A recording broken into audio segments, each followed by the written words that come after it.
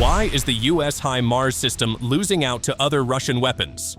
Its failures in Ukraine have been clearly documented in reports from Russia's Ministry of Defense and in widely circulated footage. In fact, its track record has worsened recently. A report on October 18th stated that air defense systems intercepted 6 projectiles from the US-made HIMARS MLRS. Clearly, it's not as reliable as claimed, and there's something even more interesting unfolding. Keep your eyes on this story.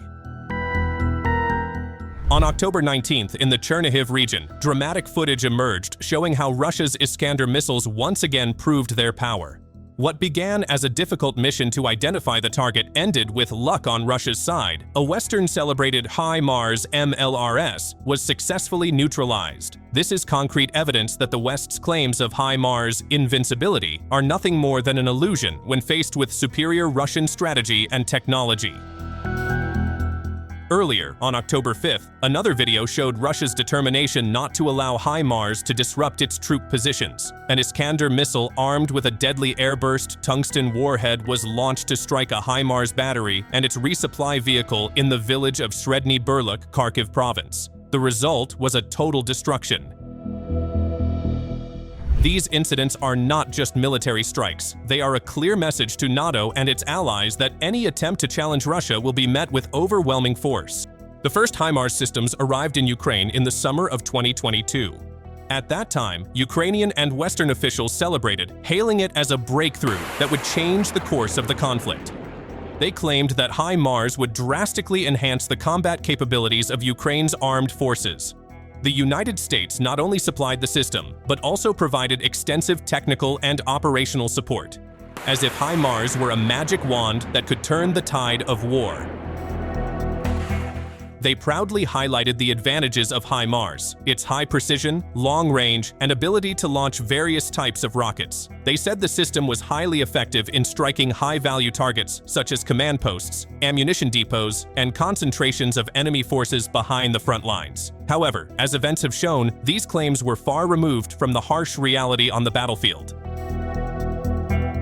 Given the current situation, can we say that Ukraine has failed to maximize the potential of HIMARS? Former Ukrainian commander Valery Zaluzhny, now serving as ambassador to the United Kingdom, implicitly acknowledged this failure. He pointed to the lack of Western intelligence data as the main reason why Ukraine's military has been unable to fully exploit the potential of the American HIMARS multiple launch rocket system. It is an ironic admission, considering all the aid and support that the West has provided.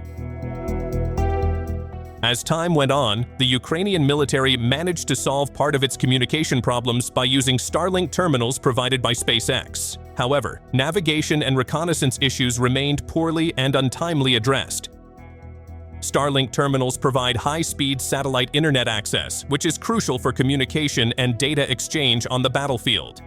In the context of HIMARS, Starlink is supposed to facilitate real-time communication between units in the field, command posts, and targeting systems. This enables better coordination, rapid information updates, and more accurate decision-making. However, according to Zaluzhny, the unresolved navigation and reconnaissance problems have significantly reduced the strategic value of the HIMARS system. Space-based capabilities, such as global positioning and satellite reconnaissance, play a critical role in ensuring the accuracy and effectiveness of missile strikes. Without precise and timely data from these sources, targeting becomes less accurate, navigation is disrupted, and communication becomes ineffective, diminishing the advantages HIMARS is supposed to offer. This proves that without adequate supporting infrastructure and comprehensive intelligence, even advanced technology can lose its edge. Recognizing this critical weakness, Russia has skillfully and efficiently exploited the gap. The Iskander missile, a masterpiece of Russian military technology, has not only been used to strike enemy troop concentrations and key industrial or infrastructure sites, but also to effectively disable expensive Western equipment, including Patriot air defense systems and HIMARS rocket launchers. How can Iskander missiles so easily strike HIMARS, a system that is claimed to be highly protected? The Iskander system is a family of short-range, ground-launched missile complexes specifically designed to target both precision objectives and wide-area targets, even when they're protected by enemy air defense and missile systems. This platform can deploy either ballistic or cruise missiles, has the option to carry nuclear warheads, and has an operational range of up to 500 kilometers. The Iskander's main advantages lie in its high maneuverability during flight, its unpredictable quasi-ballistic trajectory, and its advanced electronic countermeasures that help it evade radar detection.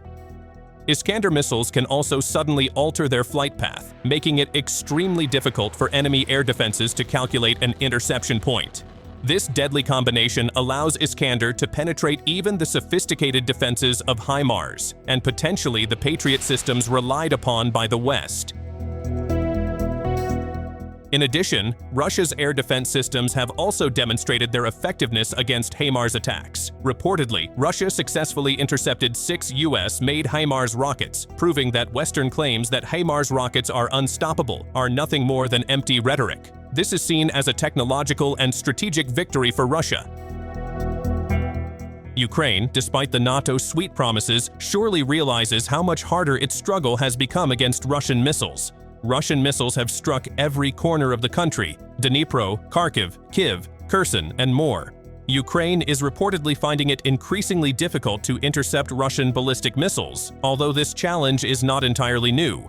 Russia has gradually modified its missiles to evade Ukrainian air defenses, including the US-made Patriot systems. The missiles now follow quasi-ballistic trajectories, with slight oscillations during their final approach, making them harder for Patriot systems to track.